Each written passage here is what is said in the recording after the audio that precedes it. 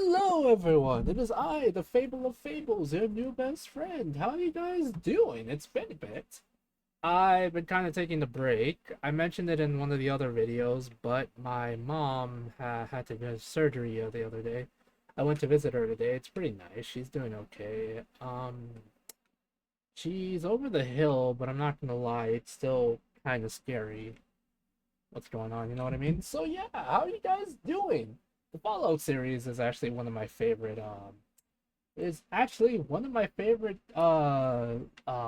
universes. So I thought, hey, I'm into horror.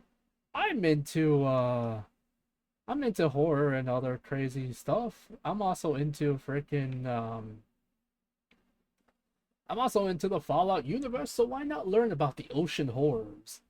I really hope this is kind of just I kind of feel like it might be asking too much because Tom Howard and the rest of Bethesda kind of sucks ass lately. I kind of hope we get more information about either the ocean or the north and south of the United States, not the east and west coast, because not gonna lie, I could care less about that now. But anyway, let's learn about the ocean horrors of this. The sea has many voices, Oh, many gods, and many monsters. A quote by T.S. Eliot. And Fallout is no different. In fact, the monsters and gods point might be more true now than ever. Thalassophobia, bathyphobia, aquaphobia, and more phobias than you could count equate directly to the ocean. I want to explore the creepier parts of the ocean in Fallout. Maybe trigger those phobias. We'll be looking at stories of people stranded, sentient squids that control vaults, and Lovecraftian gods fed by their servants. Sound interesting? Then stick around. I want to preface all this by saying that there are loads of locations or stories in the ocean in Fallout that I won't be able to cover in this video. So if you have one I didn't cover, make sure to leave it below. We'll definitely be doing a part 2. If you guys do end up enjoying the vid, then consider leaving us a like. I'd really appreciate it. Thank you and enjoy. I want.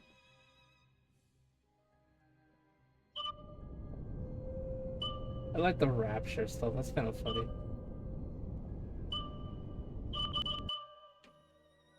You might have heard of this vault before. Basically, it was cut content for Fallout 4, but it got very close to making it into the game. As you'll see, we have a ton of photos and even Todd Howard talking about it himself. Beneath the Atlantic coast of the Commonwealth, completely cut from Fallout 4's final release, is one of the strangest and most horrifying vault tech experiments that never made it to the surface. Vault 120. Its files and references survive in the code, talking about a cut quest called 20 Leagues Under the Sea. What it describes sounds like something straight out of a nightmare. A fully submerged vault run by a sentient giant squid. According to the leftover data, Vault 120 was meant to be an underwater vault inspired by BioShock, which would have been... Oh, sorry, I can't. That's so funny. I love the reference to the 20 Leagues Under the Sea book. Those of you that don't know, it is a very interesting book, and I think it's kind of interesting the fact that I think it's kind of interesting about the fact that, you know, they're like, yes, we're gonna have a giant sentient squid be the overseer, or, well, the person to control it. That's actually incredibly freaking funny to me. Anyway. So badass. You would have descended into its depths aboard the Yonk submarine, accompanied by good old Captain Zhao and another character named James, who also didn't make it into the game. They would have eventually reached the research station buried beneath the vault, where the final encounter would happen, a confrontation with the squid itself, acting as the vault's overseer. Parts of the vault were barricaded with crates and other sections were damaged, showing that the dwellers inside tried and failed to contain whatever they were experimenting on. The squid wasn't a pet, it was in control, and it's pretty heavily implied that the vault dwellers either revolted or were wiped out by this thing. It's unclear what kind of sentience this squid had, but the game files suggest multiple outcomes depending on whether you side with Zhao or James. Maybe it could be reasoned with, maybe it had motives beyond simple violence. Or maybe Vault 120 was a failed experiment where humanity tried to give intelligence to a monster and lost control. It's not like that was a new concept for Vault tech. What's even weirder though is that the full level geometry for Vault 120 wasn't in Fallout 4. It ended up buried in Fallout 76 data instead. Using modding tools, people have been able to reconstruct the area, revealing rooms, research chambers, and even what appears to be an escape pod chamber. The vault never made it into the final game. The models were scrapped, the assets never finished, and the quest was cut before dialogue or custom art could be created. but the bones of it are still there. An underwater vault with a sea monster in charge, sealed away under the waves. The ghost of a storyline that almost dragged us into the ocean, face to face with something ancient, intelligent, and very angry. It sounds really cool though, like legitimately. I would have loved to have seen that, to be honest, but hey, what can you do? Out in the water southeast of Spectacle Island, there's a place that most people miss entirely, the floating barge. It's an unmarked location and it has no official quest, but when you find it, the story tells itself, and it's unsettling. The barge is made up of 2 connected platforms and a tugboat, all floating out in the harbor, or at least they were. The tugboat is now resting at the bottom of the sea, its cables still trailing up to the ruined wreckage above. You can dive down and find skeletons tangled in the debris, their final moments spent sinking with the ship. The barges were once home to a group of scientists. They tried to survive out in the water, away from the chaos of the mainland. I'll be honest, I have actually played Fallout 4. I haven't played 76. I probably never will play 76, sorry, Snow. And Common. But yeah, Fallout 4 is interesting. It's undercooked, it's overcooked and undercooked at the same time. It's very interesting. There are signs of effort, improvised gardens made from old tires, water purification rigs cobbled together from car parts, even swing sets and drawing lines that show that they were trying to hold on to some kind of normal life. But it didn't last. Most of them died off slowly. Some were buried at sea in makeshift coffins that still bobbed near the edge of the barge. The last 2 were left with no one to bury them. Their bones are still found inside. The southern barge holds the clearest signs of their struggle. There's a microscope near one of the corpses, suggesting someone was still working or still trying to fix something right up until the end. The water purifier that they had built is irradiated, meaning their last hope for clean water may have been poisoning them all along. The northern barge is worse. Completely destroyed. The frame collapsed and the cabin half submerged. Inside you'll find another skeleton all alone. The winch that once tethered it to the tugboat snapped, but the cable is still there, leading you down into the darkness. There's no logs and no holotapes. Nothing to explain what actually went wrong, which has led people to speculate. Some think the scientists were exposed to something from the water, radiation, infection, or maybe something worse. Others believe the group was conducting experiments that backfired. The reason I say could be is because, well, there's a lot of radiation in the entire, United States and the world, so it is possible they may have been infected or couldn't have purified the water completely, so the radiation may have slowly been getting them. Because if you played the games, you know that some of the water in the game is highly irradiated. Could also be that maybe some of the aquatic life became mutated due to the FPV and took them out. We don't know. It's a pretty cool idea that we'll never know. But I would like to probably see some more aquatic FEV type monsters. It's possible, but God, Howard and the rest don't want to do it because they're butts. But yeah, I think it'd be kind of neat. Equipment in the remote location has inspired theories that the barge was part of an off-books Vault Tech project, or an independent research team trying to escape the oversight of the major factions. One of the darker theories suggests that maybe they weren't alone, that something in the water watched them, waited for them to weaken, and then made its move. The wreckage of the tugboat, the cable torn loose, and the signs of sudden collapse all point to something violent. Something pulled that boat under, and it wasn't the weather. It's a classic horror story told on the ocean, being trapped on a barge and burying your loved ones in the sea. Maybe the radiation got them, or maybe something from the ocean.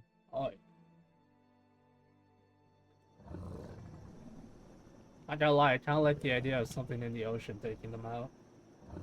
Sea creatures, my alerts. The oceans in the Fallout universe are full of creatures that have mutated far beyond anything you'd expect, and a few of them have crawled their way onto the land to remind us of what's lurking out there in the deep, the ones that we can't see. Mirelurks are the most well known. These mutated crustaceans started out as soft-shelled creatures like horseshoe crabs or swamp lobsters, but centuries of radiation, FEV exposure, and who knows what else turned them into armored nightmares. They walk upright, their shells are bullet resistant, and they charge without hesitation. What makes them terrifying is their swarm behavior. Mirelurks rarely travel alone. If you spot one, chances are there's a whole nest nearby, and some of them aren't your average claw-swinging grunt. Mirelurk kings can send out sonic pulses that mess with your vision and health, while the queens are Mirelerts are interesting because for those of you who have ever played Fallout 3, right? and then Fallout 3, Fallout New Vegas, and then Fallout 4. The design for the Mirelurk King changes because in Fallout 3, they look more humanoid in the sense that they look like a weird mutated version of a human who got gills and got gills and a bunch of other things. While in freaking Fallout 4 and stuff, they decided to change the design to make them look more grossly fish-like, which is kind of interesting, you know. I think the main reason is probably because they wanted to go with a different design, art-wise. But some people like to speculate it is possible because of the east and west. Because the one of them is on the east and the other one is on the west side kind of coast. That's why they look so different. I don't know. That doesn't fully make much sense because Fallout 3 and Fallout 4 take place essentially in the same hemisphere of the world, which is the east side. You know, while Fallout New Vegas takes place on the west side. I don't know. Different art style, probably different directors kind of thing, you know what I mean? I like the idea that maybe it depends on where you are in the world that how they look, but that's just me. Anyway, let's continue.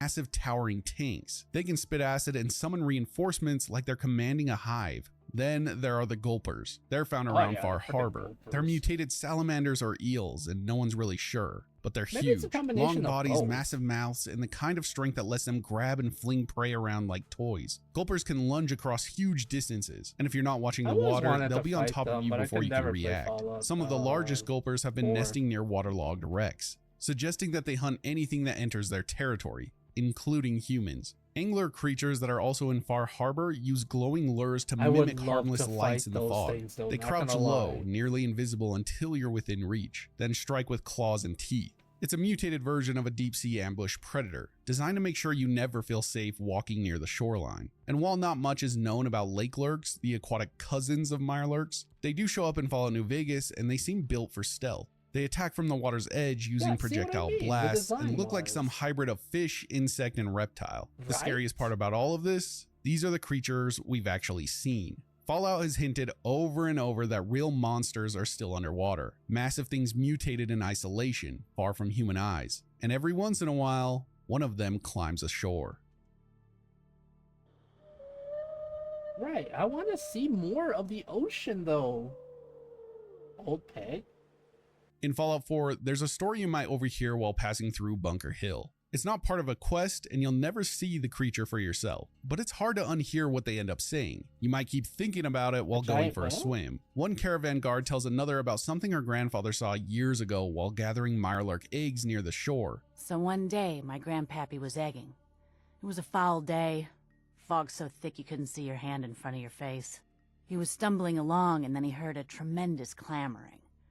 From the ocean, like nothing he'd ever heard before or since. He stood still for a long time. The fog cleared for a brief moment, and that's when he saw the outline of the great behemoth. Probably Massive, a whale. Bigger than anything you or I will ever see. Old Peg, a giant blue ghoul whale.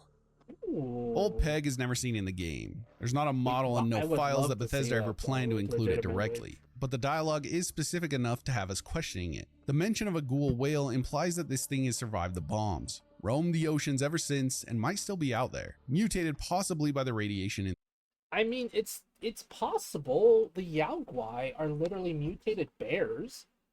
So it makes sense that it doesn't need to feed off other things. It can feed off the radiation in the water itself. Remember, like I said, the Yaogwai are mutated bears. We also have we have wild dogs, but they're not mutated. Maybe question mark. But yeah, for literally though, that's the thing. Yaogwai are mutated bears, and because of that, they have the ability to survive by feeding off other creatures or the radiation itself. It's not out of the realm of possibility.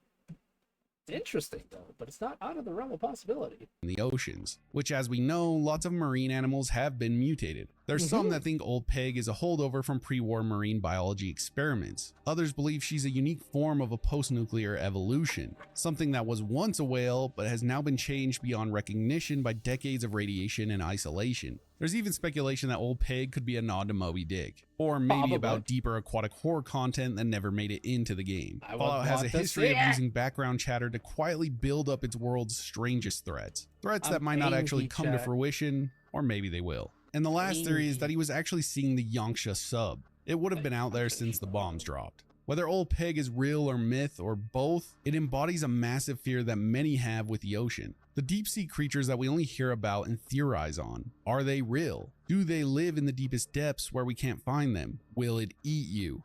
I guess we'll have to wait and see on that one. I mean, it is possible. Anything's possible, given the right amount of imagination. I've actually spoke about this a few times on the channel now, so if you're a regular, I'm sorry. But I couldn't leave it out of the ocean video, of course. Off the coast of Point Lookout, there's something hidden that doesn't really make sense. Dive beneath a lonely buoy south-southeast of Coastal Grotto, and you'll find something you definitely wouldn't expect. A massive skeleton of a T-Rex resting on the seafloor, with a human skeleton lying beside it. The human is holding a lever-action rifle with a couple of ammo boxes and a locked safe. It looks like whoever this was, they were armed and ready. But ready for what? Why is there a dinosaur skeleton here in the first place? The only other T-Rex in the game is on display at the Museum of History in the Capital Wasteland. That one makes sense, it's a pre-war exhibit. This one is out in the middle of the ocean, with no signs of transport gear, museum crates, or excavation equipment. If it did fall off a boat or something similar, wouldn't there be signs of that wreckage or the transport equipment? Plus, who the hell is this guy? There's no official explanation, there's no holotapes or logs, nothing that even hints about this little find. I know what you're thinking, it's just an Easter egg. And even though that's probably true, it's still in the game. It's now officially part of the canon. There are theories that this is a result of a weird pre-war experiment, or maybe part of a lost cargo shipment that went down in the storm. The human skeleton makes things a little more strange though. Was this person a smuggler, a museum thief trying to escape with a black market relic, or were they hunting this thing? And then there's the weirder angle. Point Lookout is full of strange cults, hallucinations, and swamp magic. Some believe the island has a way of bending reality, bringing dreams or even memories to life. If that's the case, maybe this T-Rex wasn't real at all. Maybe it's just the lone wanderer experiencing something unexplainable. Whatever the reason, the submerged T-Rex is one of Fallout's weirdest underwater secrets. Just a giant prehistoric corpse and a dead man with a rifle, forever trapped at the bottom of the ocean, with probably a crazy story to tell. Oh yeah. I just like the thought of maybe just crazy people.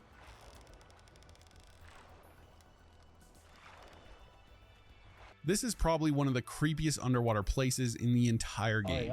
I pretty much wrote this entire video because of this location. The thought of it just freaks me out. Off the coast of Far Harbor, southwest of Fringe Cove Docks, you'll find a sunken boat. This isn't a new thing for Fallout. Lots of boats have been sunk since the bombs fell. I mean, this whole video is full of them. But this one in particular is very strange. It's full of mannequins. Everywhere, some floating to the surface, others stuck inside the boat. Some are sitting, some are standing, and one is even holding a wooden board like it's guarding the others. They're arranged in stiff human-like positions, facing each other like they're frozen mid-conversation, or maybe mid-ritual. They tend to pop out at you, it seems like. You can even find one in the cargo containers inside of a casket. But if this isn't weird enough for you, there's more. Inside the captain's cabin, you can find a note labeled "These Mannequins." It says, "I can't wait to drop these damn mannequins off. The crew's starting to claim that they're hearing weird noises from the cargo. Maybe they're just playing pranks on me. Whatever, we're almost there." Then nothing. No follow-up and no explanation about what happened once they reached their destination, if they ever did. And that's where the theories start. Some people think the mannequins are part of a prank gone wrong, a crew joking about haunted cargo until things got too real. Others believe mannequins are somehow alive or possessed. And if you didn't know, ghosts are real and confirmed in Fallout. We actually made an entire video on them. And the mannequins make it into that one as well. You should go check it out if you want to learn more about it. It's genuinely surprising how paranormal Fallout gets. Yeah. So was this a ghost ship, a smuggler's joke, or something even darker? Was the crew pranking the captain because he didn't like the mannequins? Or were there actual sounds being made in those containers? It seems that the oceans in Fallout are filled with more than just monsters and mutants.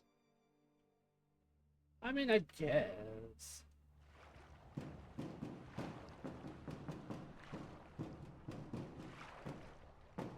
There's an underwater hatch near the FMS Northern Star that you'll miss unless you're deliberately exploring the ocean floor. If you follow the large it would be pipeline nice if running it from was the like, coast you know, into the water, worthy of you'll frickin' eventually checking. reach a rusted hatch that's built into a piece of old industrial wreckage. Like, all I'm But saying with a is if lot the of this floor stuff was more underwater, interesting, most I'd of do it's it. uninteractable. This one, though, is different.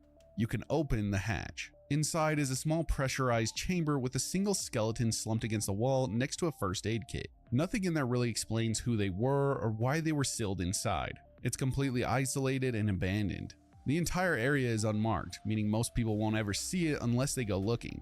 And to be honest, the entire underwater exploration system in Fallout 4 isn't that great. Oh, no, It it's feels mostly horrible. half-finished and kind of purposeless. There's no Yeah. official lore tied to this hatch, but it sparked plenty of theories. Like I Some said. think it was an emergency refuge that failed, maybe for a deep-sea Like I said, half-baked and fully baked at the same time. diver or a welder. Others suspect it was meant to be connected to the cut content involving Vault 120, the one that we talked about earlier, but we have no data on that or files suggesting it really. But this reminds me a lot of the Caribbean diving disaster, where a group of 5 divers working for the Paria Fuel Trading Company were sucked into a pipeline from a hyperbaric God, chamber. that story. One diver managed to crawl to safety and sought help, but the other 4 were left to die, and that's exactly what happened. This guy probably had a horrible death. He probably sat in here waiting for That's help actually or for an incredibly anyone. sad story. Maybe it happened after the bombs fell and he had no idea. Spending days wondering why no one was coming for him. Then they probably suffocated when the air ran out, or maybe the water finally breached. It's truly a terrifying experience to imagine. Just a body under the sea, locked away with no answers.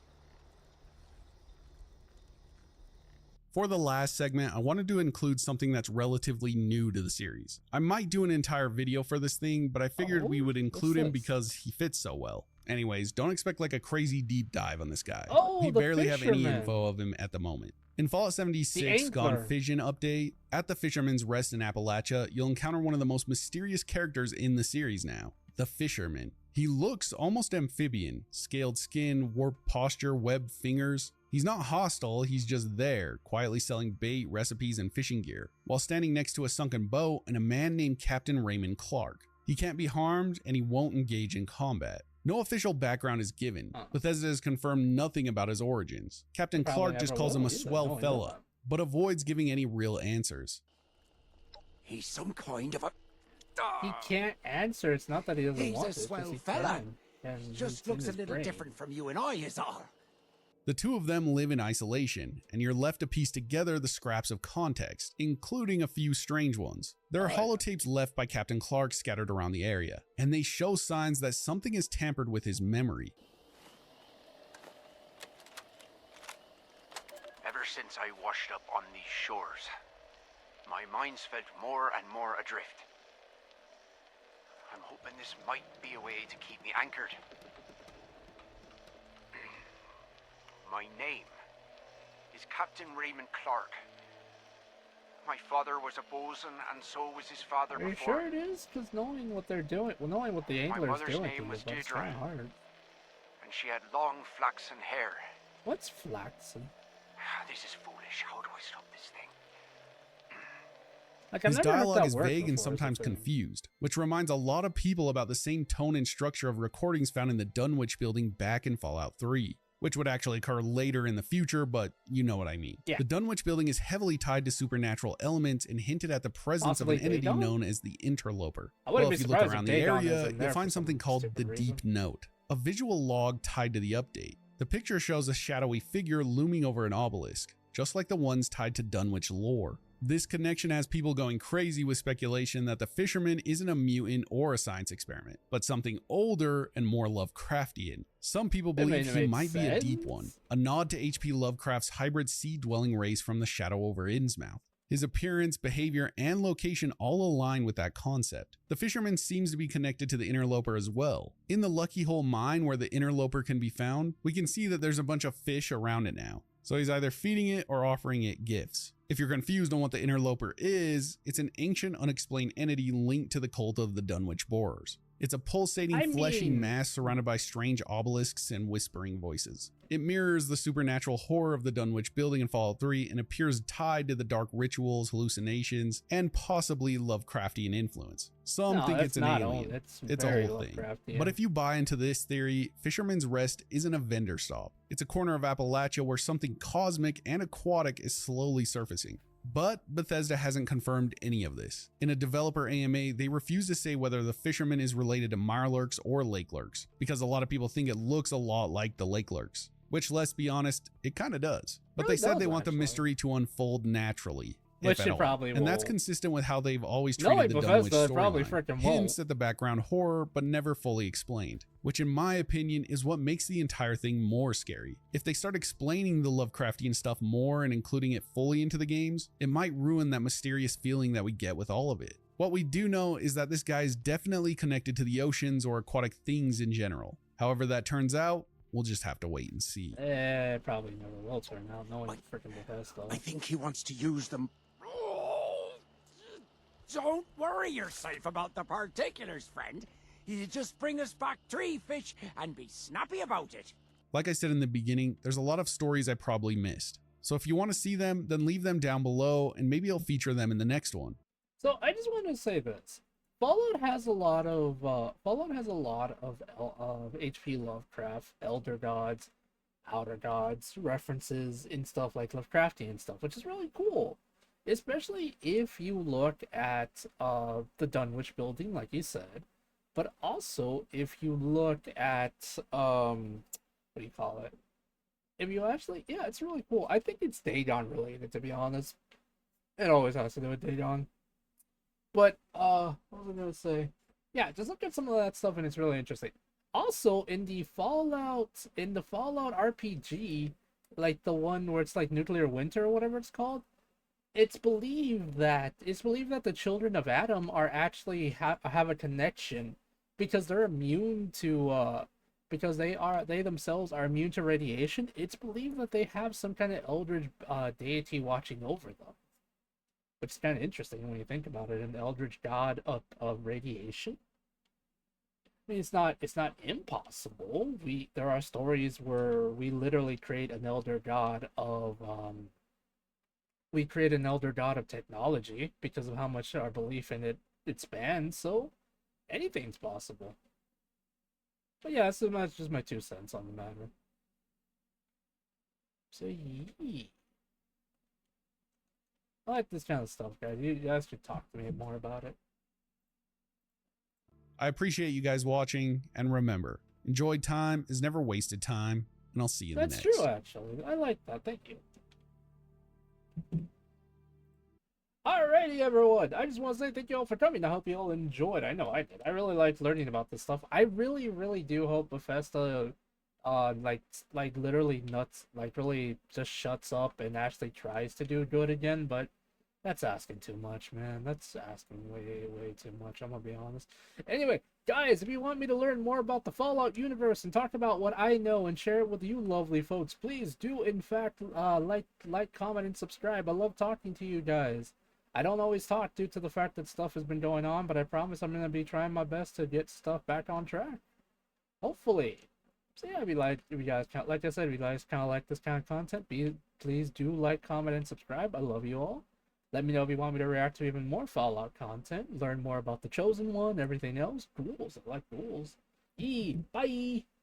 Oh, guys, I actually have I have a stupid donathon going on. I already got enough for the first one, but if you guys want to help me, buy Digimon cards, I would love you guys forever, wink wonk.